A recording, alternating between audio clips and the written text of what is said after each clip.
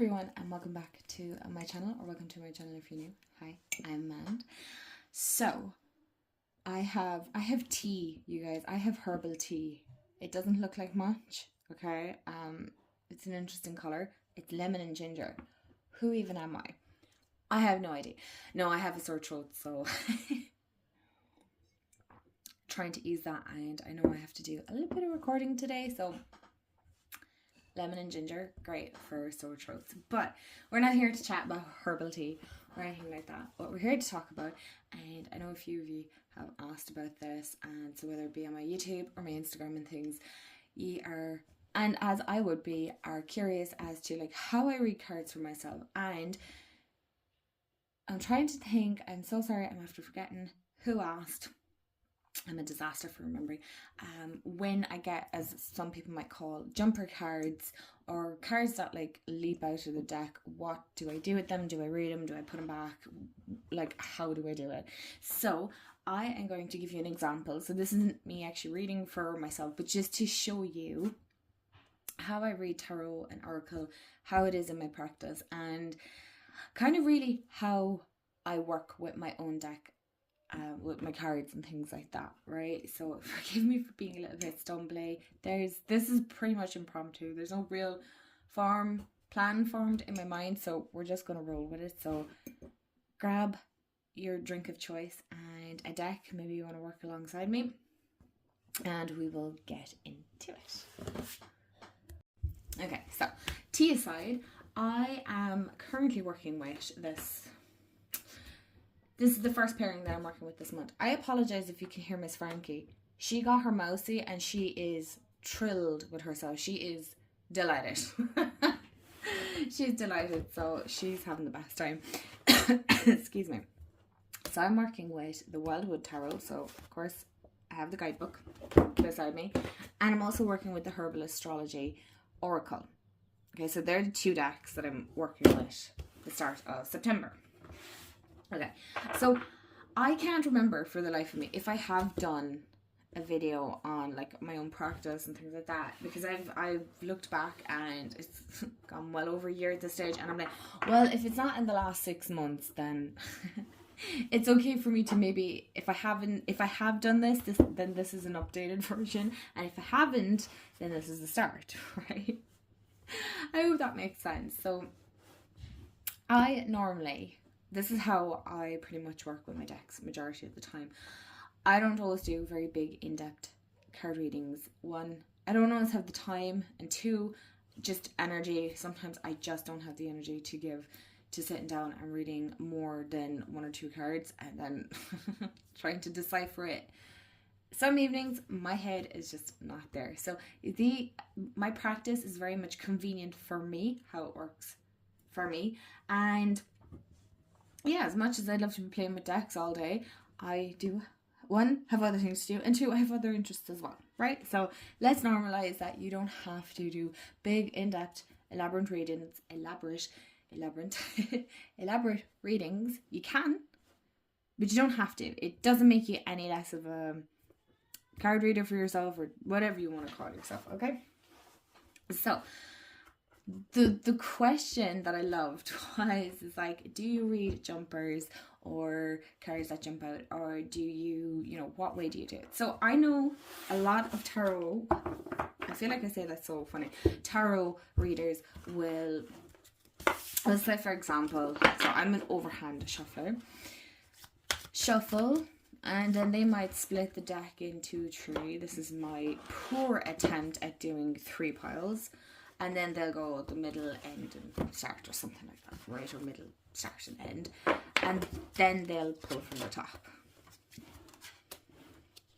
Okay? They'll start pulling cards and they'll go do their reading. La la la. Okay?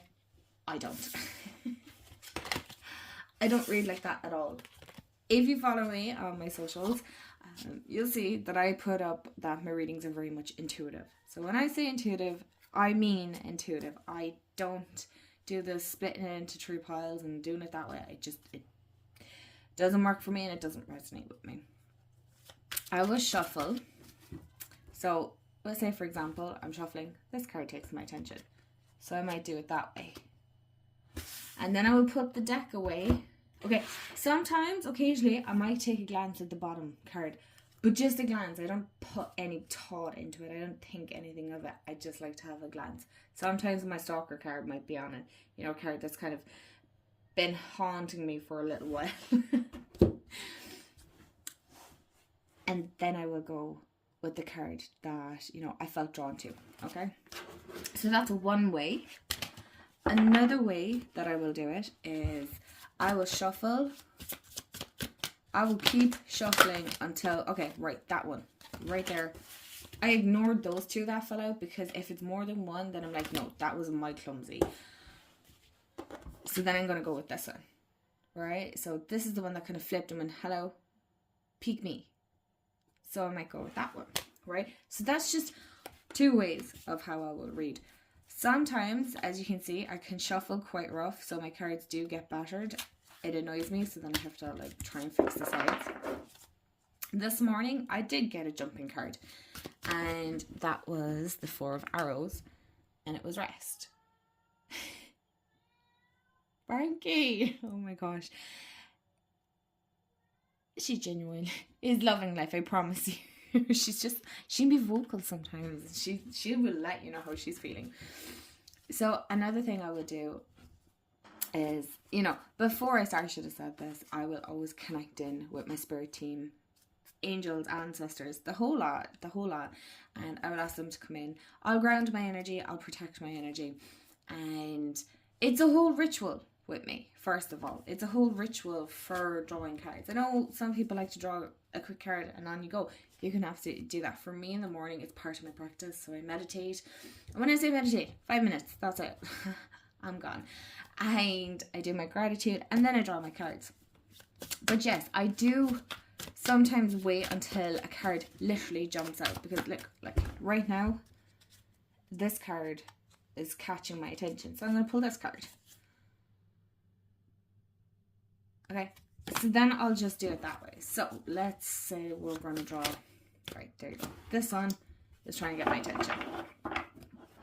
I want to keep this short and sweet and also easy for those of you that might want, you know, you might have some questions like, am I doing it wrong? There is no right or wrong way. I think most of you know this at this stage. That there's no right or wrong way of reading cards. I also work with Oracle. Okay, I do one tarot and I do one oracle.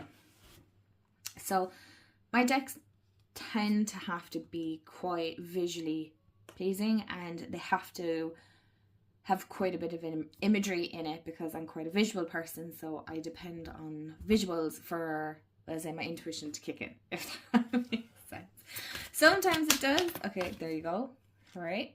So sometimes it's a card that is poking out. And I'll go with that. But if a card jumps out, that is the card I will go for. We'll say this one flies out like this. That has happened, right? I threw that now. That didn't. But I will then just go with that one. Then this card means I'll take a quick glance at it. All right? I hope I'm clearing this up for you. Is that if the card jumps out, it's the card I really need to know today. That is the card. That is the message I need to be super aware of today. That is the one I need to pay attention to. That is the one that is trying to grab my attention. That's where I go with jumper cards. My own opinion, okay? That's my own opinion. My ring is a bit wonky. That is where I'm at. It's if it jumps out of the deck, I am going to read it. I am going to see what it is. It's clearly something that's trying to grab my attention. So think of a jumper card as a card that is just trying to grab your attention. It's like you really need to listen to this, okay? Unless 10 jump out, then normally it's because we shuffled pretty clumsy. Okay, so, oh, there we go. I've gotten this a few times already. So we have Page of Arrows, the Wren, or just Wren, Wit, Horsetail, Jeepers. I was looking, I'm like, how am I? Yeah, Horsetail. And Patience. Okay, now what I will do in the morning, sometimes I might get like little keywords, snippets, patience. Okay, so I'm getting a sense of like slowing down, taking it easy, rest. That's all that's coming up in my mind. I'm just going to zoom you guys in so you can see the cards. And I might write down the keywords. Sometimes I won't. Sometimes those keywords I'll just keep in my mind. That is the way it works for me. I just look at the images roughly. Not roughly, but like quickly. That's what I mean, quickly. I will look at them in the morning and go, okay, what am I getting from this? Right. I need to slow down. I need to be patient with myself. I need to take my time. And just be. And just take a deep breath. Okay. So, what I'll then do as well, so I'll zoom you guys out. I will go to the book. I'll go to the book. I know a lot of people are like, throw away the guidebook. 100%. I'm there for you with that. Like, I'm 100% there. Going, yeah, get rid of the book. Good luck and thanks. But depending on the deck, right? There is it. But I also like to not throw away these beautiful guidebooks, because there are messages in here that will be, we'd say, in one sense, added to my inventory of knowledge. And so that when I'm doing readings for other people, that the readings I've done for myself, I have gained information and knowledge that I can also pass on to others for their readings as well. Does that make sense? So yes, I was always taught to throw away the book. I'm also the type of person that will take what you say and appreciate it, absolutely, if you're teaching me, that is, right? And I can take it on board, but I will also put my own twist to it. So yes, while I agree, you don't need the guidebook. Sorry, I feel like this is going to be blurry. There we go. You don't need the guidebook necessarily, but it's also handy to have. So then we have Page of Arrows. Freaking let me scoot on closer to you guys. So then this is a really great guidebook. You have position on the wheel, so moving from spring equinox towards Bjeltna. You have the meanings, so the colours of the gold crest, red, white, green and black, were once held to be sacred, and the common wren was considered a guardian of the winter mysteries. Druids kept wrens as totem animals of augury and prophecy, and ritually sacrificed them on St. Stephen's Day. Oh, right. Okay, that's right. But the reading points then, what I really like about this book, and I definitely want to do a video on guidebooks and things like that, is you have reading points. So you have one for as a person in your life. You also have as an aspect or a process, as an event happening, and questions, and then tracks and pathways. So this one would say, for me, I would say more as an aspect or process is what I would be taking for in the morning. You can take it the reading points, but I just go with either the track, so watchfulness, mystery, determination, work, so on and so forth, and then I'll read as an aspect or process, so having fortitude through difficulties. And these are the key points then. Whatever is jumping out, this is one thing that I find the most challenging to explain to others. It's whatever words are peeking out of the book. So the only way I can describe it is, in my mind, it's like it's highlighted, so it is more prominent. Would say, for example, thinking the whole plan through. Sorry, I had to look to the other side of the camera. Thinking the whole plan through might be the most prominent out of everything that's there. I seen another one as well, through trials and challenges. That was super prominent there. So I will just write down those keywords, okay?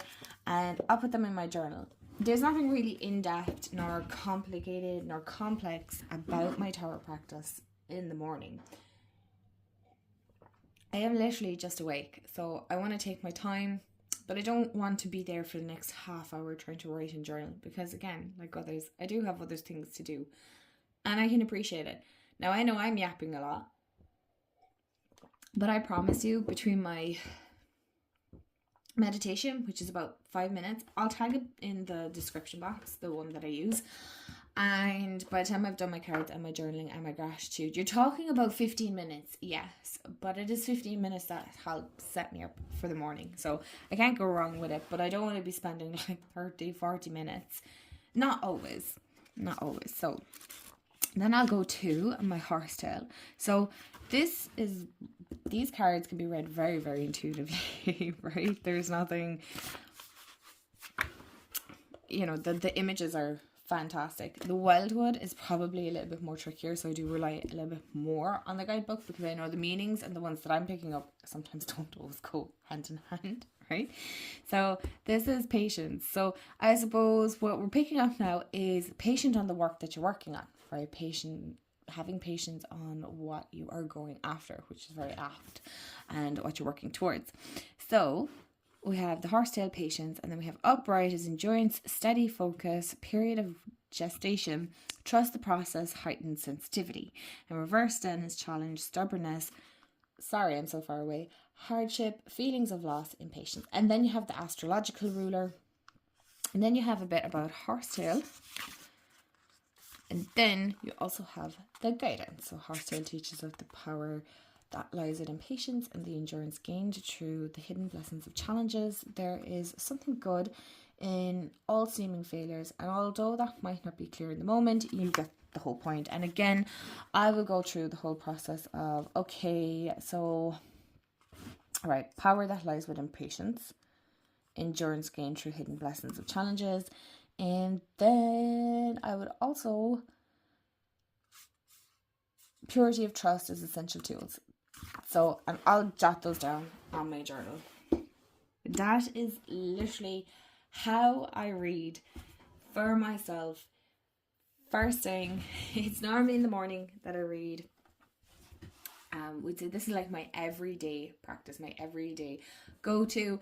It's not complicated. It's not over the top. It's probably not aesthetically pleasing. Like I do write in my Moomana journal, although I don't know will I use this next year or get another one for next year, because the little space is just too small for me, and I like to journal a little bit more, so hence why I'm kind of working more on my traveler's journal, which I'll be sharing probably next month. I might share a little bit of it throughout. It's not the prettiest one, but that's not the point. So I hope that kind of clears up a little bit of how I read for myself. And I know it's a little bit impromptu and slightly probably chaotic, but I just wanted to make sure that, that it was genuine. I don't always like to script things either, because I like things to just flow. Again, very intuitive, very flowy, and we go with it. So yeah, if you have any other questions on like how I read or anything like that on my practice, please feel free to ask me in the comments below. And if you haven't subscribed already and you like these kind of videos, I promise I do more than just talk about decks. I do art magic and journaling and all that fun stuff. There's like a whole eclectic mix. Then hit the subscribe, hit the bell so you'll be notified when I upload. And yeah, have a wonderful day, afternoon, evening, wherever you are in the world. And I'll see you all in the next video. Bye guys.